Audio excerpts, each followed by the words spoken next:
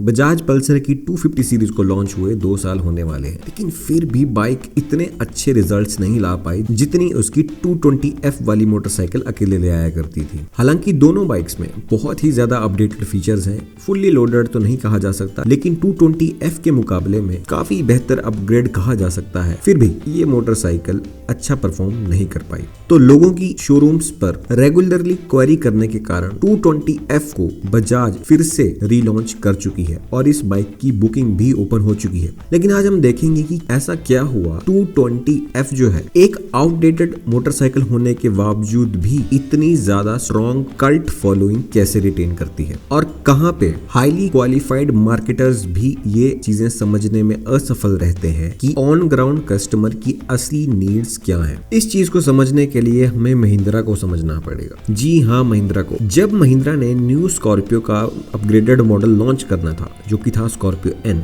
फिर भी उन्होंने उसका जो प्रीवियस जनरेशन मॉडल था उसे बंद नहीं किया, बल्कि उसे फिर से स्कॉर्पियो क्लासिक के नाम से रिलॉन्च किया। और कंपनी ने ऐसा इसलिए किया क्योंकि ये वाला मॉडल उनके लिए लगातार 4 से 6 हजार के बीच पर मंथ सेल्स ला रहा था। मतलब 4 से 6 हजार स्कॉर्पियो गाड़ियां लगातार बिक रही थी, वो भी तब जबकि सबको पता था कि स्कॉर्पियो एन 2-3 महीने में लॉन्च होने वाली है। तो ये एक तरह से ऐसा कहा जा सकता है कि वो मोमेंट है जब एक प्रोडक्ट ही कंपनी के ब्रांड वैल्यू को डिफाइन करने लग पड़ता है। इसे एक उदाहरण से समझते हैं। कोलगेट एक टूथपेस्ट का ब्रांड है और मार्केट में कई टूथपेस्ट के ब्रांड है, जैसे पतंजलि, सेंसोडाइन, पेप्सोडेंट, डाबर। लेकिन एक समय में कोलगेट की पॉपुलैरिटी इतनी ज्यादा थी कि लोग जब मार्केट में उसे लेने जाते थे तो ये नहीं कहते थे कि मुझे टूथपेस्ट दो, ऐसे कहते थे कि मुझे कोलगेट दो। वैसा ही महिंद्रा के साथ भी हुआ। स्कॉर्पियो ने काफी ज्यादा मदद की है महिंद्रा को अपना ब्रांड एस्टेब्लिश करने के लिए, और वही सेम चीज बजाज के साथ भी हुई। बजाज की पल्सर के साथ भी बिल्कुल ऐसा ही था, लेकिन उसके साथ एक और चीज भी थी और वो था स्ट्रॉन्ग इमोशन। सन 2009 के बाद मार्केट में एक नया रेवोल्यूशन आया था, हीरो होंडा करिश्मा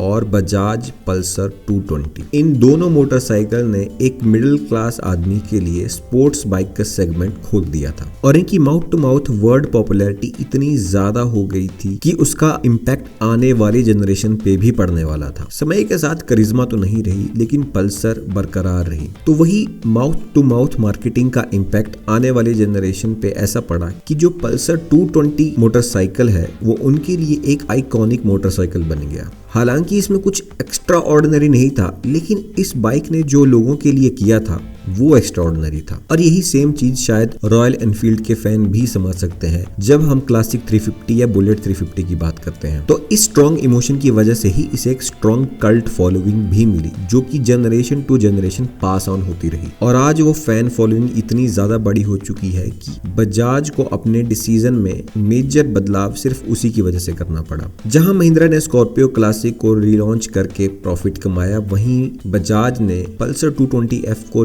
बंद करके लॉसेस झेले। मतलब 250 सीरीज की कंबाइंड सेल्स भी अच्छा आउटपुट नहीं ला पाई। मैं ऐसा नहीं कहूंगा कि बजाज का डिसीजन गलत था। सही मायने में देखा जाए तो बजाज का डिसीजन बहुत सही था। उन्होंने एक बेटर प्रोडक्ट मार्केट में लाया था, उस प्रोडक्ट की एक ब्रांड वैल्यू पहले से ही थी, और एक अपग्रेडेड बेटर प्रोडक्ट का अफोर्डेबल प्राइस में लॉन्च होना एक बढ़िया रेसिपी थी बढ़िया सेल्स नंबर के लिए। लेकिन फिर भी ऐसा नहीं हो पाया, और उसका कारण था प्राइसिंग। हालांकि जो 250 सीरीज की प्राइसिंग है वो बहुत एग्रेसिव है। आपको कोई भी क्वार्टर लीटर मोटरसाइकिल नहीं मिलेगा उस प्राइस रेंज के आसपास। 1,70,000 ऑन रोड बहुत बड़ी बात होती है, लेकिन एक क्षण के लिए हम सीसी को भूल जाते हैं और सिर्फ परफॉर्मेंस पे ध्यान देते हैं। तो उस प्राइस रेंज में आपको हाई परफॉर्मेंस मोटरसाइकिल भी मिल जा रहे थे, जो कि ज्यादा स्पोर्टी थे, ज्यादा टेक से भरे थे। भले ही उनके सीसी कम थे, मगर ओवरऑल वैल्यू अच्छी थी। वहां पे बजाज मात खा गया। दरअसल 220F का ऑन रोड प्राइस 1,35,40,000 के बीच पड़ता था, और वहीं 250F का 1,70,000 तक पड़ता है। तो ये जो 30,000 का प्राइस रेंज है, इसमें और अच्छे मोटरसाइकिल मार्केट में अवेलेबल है, तो लोगों ने उन्हें चुना, ना कि बजाज को। खैर, अब 220F रिलॉन्च हो चुकी है, मतलब बुकिंग स्टार्ट हो चुकी है, लॉन्च जल्द ही हो जाएगी, प्रोडक्शन भी स्टार्ट हो चुकी है। तो जो लोग इस मोटरसाइकिल को लेना चाहते थे और नहीं ले पाए, उनके लिए एक अच्छा अवसर है। तो आप इस मोटरसाइकिल को ले सकते हैं। तो आज की इस वीडियो में जुड़ने के लिए बहुत बहुत धन्यवाद। मिलते हैं अगली वीडियो में, तब तक के लिए स्टे सेफ।